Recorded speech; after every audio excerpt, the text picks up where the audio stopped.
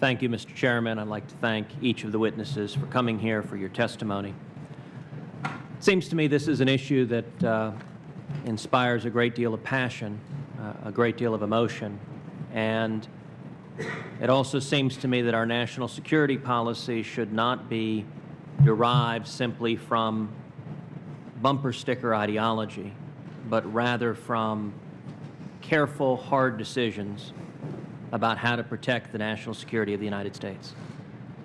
There are two facts in particular that I think are hard facts that I heard very little discussion of from the panel today. The first is, as of January 2013, the Director of National Intelligence in the Obama administration has confirmed or suspects that 28% of former Guantanamo detainees re-engaged in terrorism. Now, that is a very inconvenient fact for any argument that would leave a substantial risk of these individuals that are currently in Guantanamo being released. The second fact is underscored by timing this week, which is on Monday of this week. About 500 prisoners, including senior members of al-Qaeda, escaped from the Abu Ghraib prison, which is now controlled by the Iraqi security forces. I think that likewise underscores the inherent risk in relying on foreign facilities to detain known terrorists, particularly terrorists for whom there is a substantial risk of their re-engaging in terrorism if they find themselves at large. The first question I would like to ask is to General Eaton. General Eaton, I thank you for your many years of service and leadership. There are, as of November 2012, 166 detainees in Guantanamo. Is there any reason to believe that if those individuals were released, their recidivism rate would be any less than the Guantanamo detainees who've already been released, who have re-engaged in terrorism at a rate of 28%, according to the head of the DNI? Senator Cruz, thank you for the question. I spent a career managing risk. Soldiers never get all the assets they need to buy risk down to zero. The question, I believe, could also be posed, is the existence of Guantanamo a higher risk than the release of the prisoners we have there now? We have a terrific system. Our intelligence architecture provided 28%. If we accept 28%, then we have that same intelligence architecture that will help us buy down the risk of placing those individuals back in the care of countries that will take care of them, which is a requirement that this body has imposed upon the Secretary of Defense, a certification process. So when we talk about releasing the 86 that are cleared for release under conditions that meet the expectations that the Secretary of Defense has to certify, then I think it's appropriate, and I think that the risk associated with that is indeed relatively low. It's not zero. But I live in a world, a military world, that accounts for risk, and you buy the risk down with every factor available to you, and America has a great deal to help buy down that risk. General Eaton, if I understood your answer correctly, it was that if detainees are released, we can act to mitigate the risk of their re-engaging in terrorism.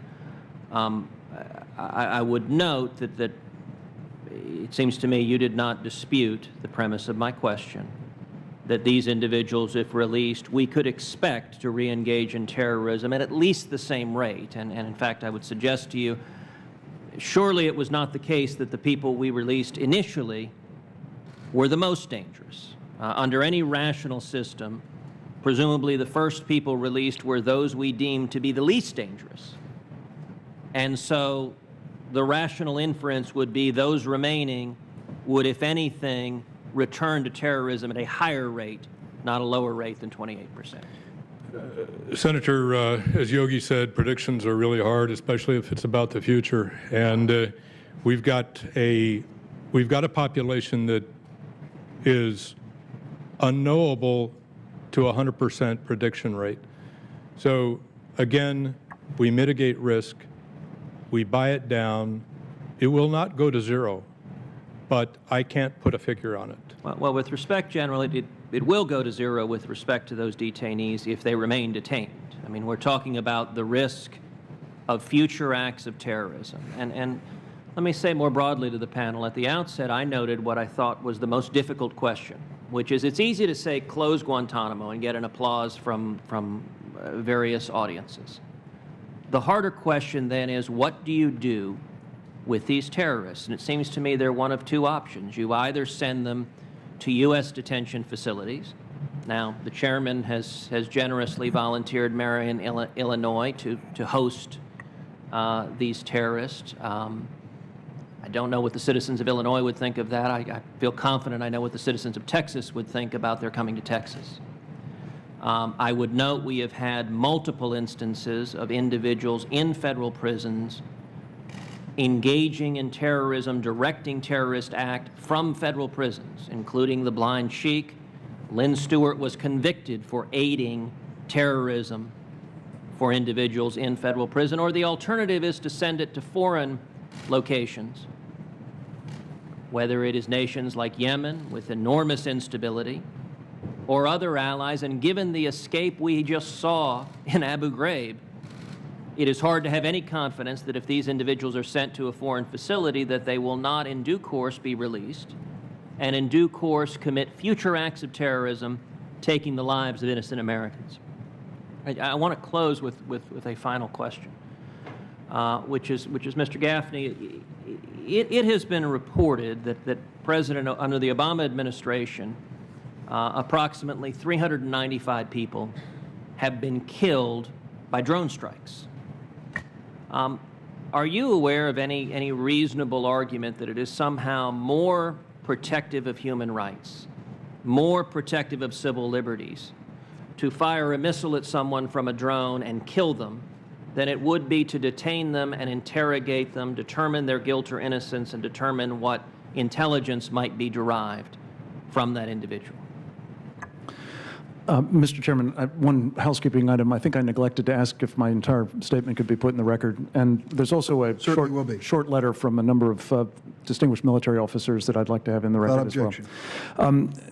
Senator Cruz, look, I'm probably not the best arbiter of what is humane. You have people on this panel who spent a lot of their time dwelling on that. I kind of focus on national security, but just as a human being, I will tell you, I think if you kill people, that typically is less humane than incarcerating them. Letting them starve to death is, in my judgment, less humane than feeding them involuntarily if necessary. But this is not my specialty, and I would defer to others who may have a higher claim on knowledge in this area. And we get no actionable intelligence from someone who has been killed by a drone. And that's where the national security piece comes in. Foreclosing the option to detain and interrogate people is, I would suggest, as I'm sure Senator Feinstein knows, a real impediment to our ability to prosecute a war like the one that has been thrust upon us by people who operate with a very high regard for operational security. To the extent that we deny ourselves unilaterally this ability by essentially foreclosing putting them any place where we can have those kinds of interrogations, I think is, well, I said earlier, strong words, but I think it is a dereliction of duty on the part of the Commander-in-Chief. Thank you, Mr. Gaffney. Thank you, General, and the panel. Mr. Chairman, I wonder if I might respond to this question about recidivism that Senator Cruz raised, because it's certainly a reasonable concern, as it is in the criminal context, as you heard. But the claim that 28% of Guantanamo detainees have, quote unquote, rejoined the fight is highly misleading. And Defense Department officials have said that many detainees included in that category are merely suspected of having some associations with terrorist groups and may very well have not engaged in any activities that threaten our national security. But that doesn't mean that all the prisoners at Gitmo are somehow innocent farmers and that there's no risk. I really think this question about recidivism has to relate to what is our overall objective.